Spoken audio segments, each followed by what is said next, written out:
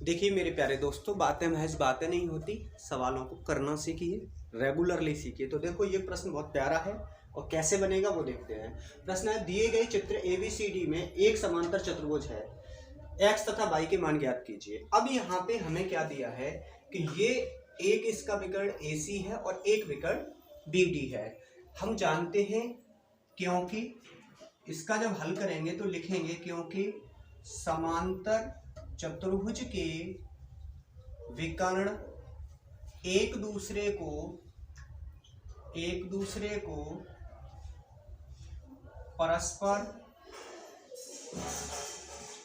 परस्पर समद्विभाजित करते हैं। समद्विभाजित करते हैं। समद्विभाजित का मतलब है कि ये BD विकर्ण AC को बराबर दो भागों में बांटता है और BD विकर्ण BD AC को समद्विभाजित करेगा और AC BD को समद्विभाजित करेगा। तो इसका मतलब क्या हुआ कि यदि मैं इस पॉइंट को O दे दूं तो यहां से AO बराबर होगा OC और OC कितना है मेरे पास, x प्लस y बराबर 9। समीकरण नंबर 1 बन गया। ठीक है, ऐसे ही OD OB के बराबर होगा तो फिर क्या आएगा, x माइनस y बराबर 5। इसको दे दो समीकरण नंबर 2। अब ये हमारे पास दो रैखिक समीकरण दो चरों में बन गए।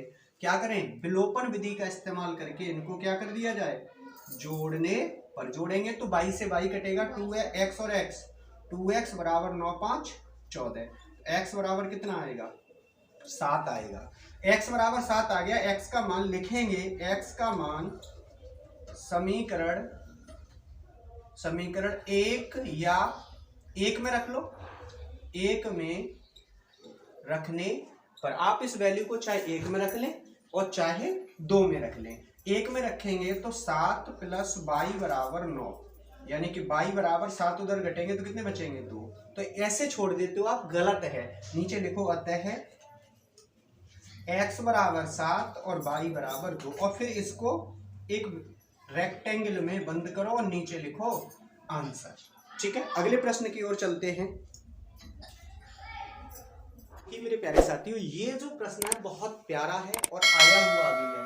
प्रश्न क्या है, यदि संख्याओं 480 और 685 के मासा को 480x माइनस 475 के रूप में व्यक्त किया जाता है तो x का मान ज्ञात कीजिए। तो यहाँ समझने वाली बात क्या है कि सबसे पहले आपको 480 व 685 का मासा बोले तो HCF निकाल लो, और वो भी HCF किसके बराबर होगा, 480 माइनस 480x माइनस 475, और इसको समीकरण नंबर 1 देके लिख दीजिए।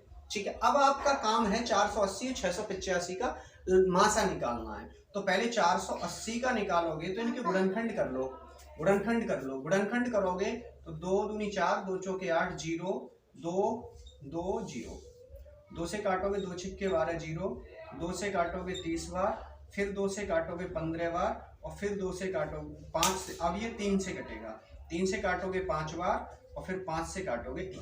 ऐसे ही 685 के कर लो। अब ये 2 से तो कटेगा नहीं, क्यों कि यहाँ पे जो संख्या है वो विषम है। तो 8 6 14, 14 और 5, 8 5 13 6 19, ये 3 से भी नहीं कटेगा तो 5 से कटेगा, किसी से नहीं कटेगा, है ना। अगर आप 7 से काटने का प्रयास करोगे तो 7 1 7 6 बचेंगे, 3 नहीं कटेगा। तो इन दोनों में कॉमन फैक्टर क्या आ रहा है, केवल एक आ रहा है 5। तो HCF मिला हमें इन दोनों का 5। तो ये बराबर हो जाएगा 5 बराबर 480x माइनस 475। इसको इधर लाएं, उसको उधर जोड़ें तो 480x बराबर हमें मिलेगा 475 प्लस 5, यानी कि 480x बराबर 480। तो x बराबर यहाँ से कितना आएगा, 1 मिलेगा हमें, केवल और केवल। बहुत सरल प्रश्न है। प्रश्न क्या सिद्ध कीजिए कि 4x² प्लस 5x प्लस 3 बराबर 3x² प्लस 4x प्लस 2 एक द्विघात समीकरण है। सबसे पहले इसको ले लीजिए आप, 4x² प्लस के 5x प्लस 3 बराबर 3x² प्लस के 4x प्लस 2।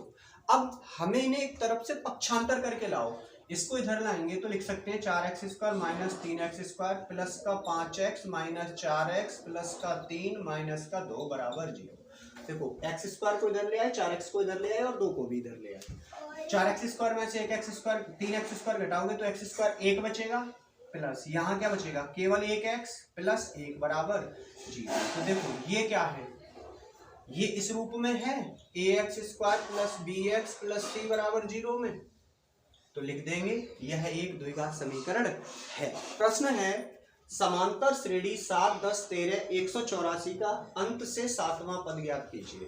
तो देखो पहले प्रश्न को समझ लीजिए, जल्दबाजी में बच्चे गलत कर लेते हैं।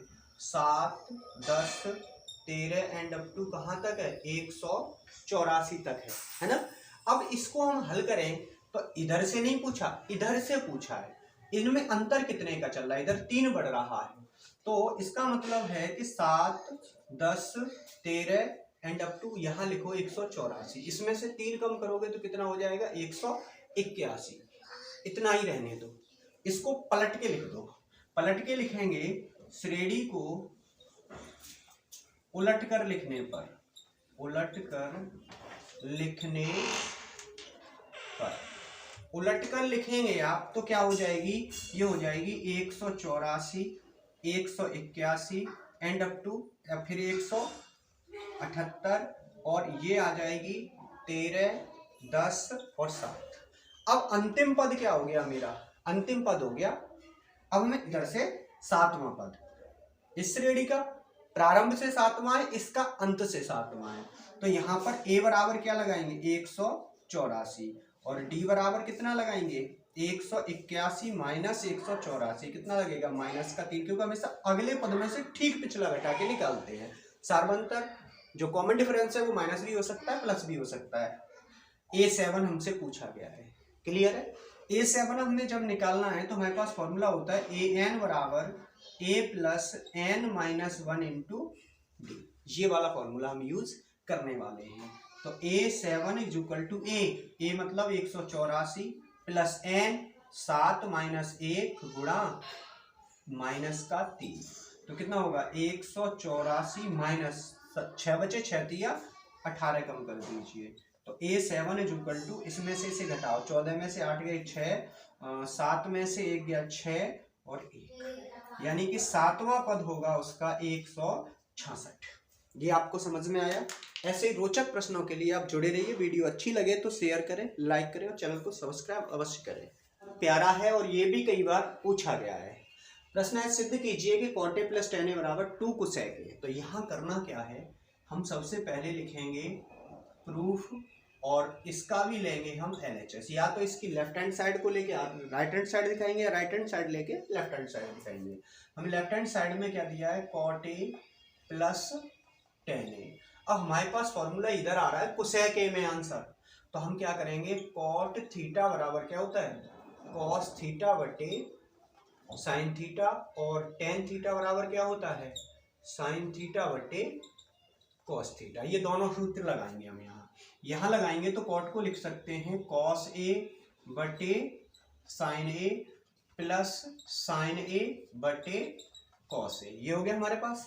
अब दोनों का लासा लेंगे तो क्या आएगा, sin A into cos A। जब संख्या अलग अलग होती है तो उनका गुणनफल ही उनका लासा होता है। sin से sin कटेगा, cos का गुणा cos में करेंगे तो cos square A plus cos से cos कटेगा, sin का गुणा sin में करेंगे तो sin स्क्वायर A। और हमारे पास एक सर्वसमीका होती है, क्योंकि sin square theta plus cos square theta बराबर क्या होता है, 1।